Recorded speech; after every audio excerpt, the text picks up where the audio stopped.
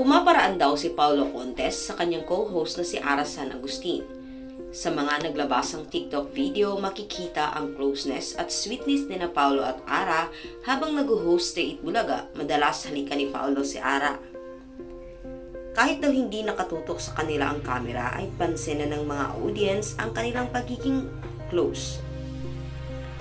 Sa isang TikTok account na official_Ara Paulo, ilang video ang inilabas ng nagpapakita ng sweet moments ni na Paulo at Ara.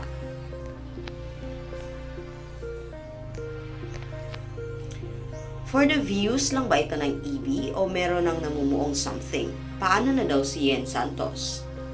Ayon naman sa chikahan sa Reddit, isang nagpakilalang close kay Ara ang nagsabing naiilang na rin daw ito sa extra closeness ni Paulo. As for Ara, she's not interested in being romantically connected with Paulo. That's all for now, ayon sa friend daw ni Ara. As for now, how true na pinupurmahan ni Paulo si Ara, maybe 50% as of now since hindi namin alam anong plano or nasa isip ni Paulo since sa kwento ni Ara sa amin, grabe mag-care si Paulo. She even asked me if it will be better if she quit being an EB host. But then I told her not, just be herself lang kapag off-cam, dagdag pa nito.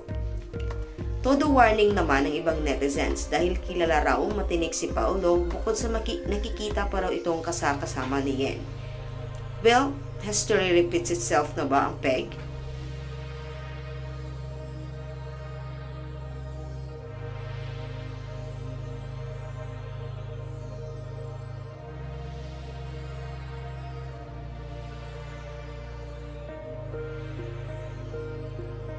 Ano kayang masasabi ni Yen Santos na panay ang nakaw ng halik ni Paulo Contes kay Ara San Agustin?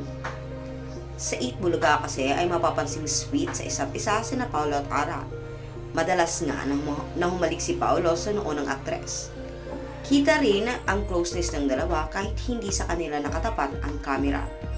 Sa TikTok ay may isang account na siniship na ang dalawa dahil sa kanilang sweet moments sa non-time show.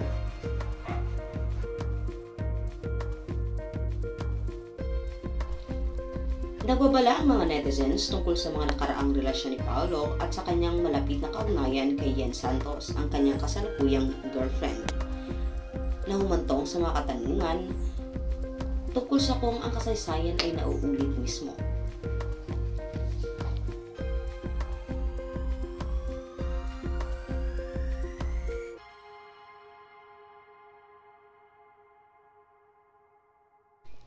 Para naman kay Yen Santos, hindi pa sigurado kung ano ang nasa isip ni Yen o kung ano ang masasabi niya tungkol sa magiliw na ugali ni Paulo kay Ara. Matatandaan sa panayam na ipinalabas noong September 1, 2021, kinumpirma ni LJ ang paghihiwalay nila ni Paulo Contes. Sa isang Instagram post noong September 8, tinugunan ni Paulo ang mga chismis at mga aligasyon tungkol sa kanilang paghihiwalay ni LJ.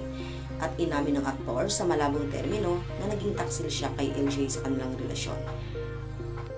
At ang itinuturong babaeng involved ay ang kanyang kasalukuyang girlfriend na si Yen Santos. Talaga nga kayang history repeats itself ngayon para kay Paulo at Yen Santos.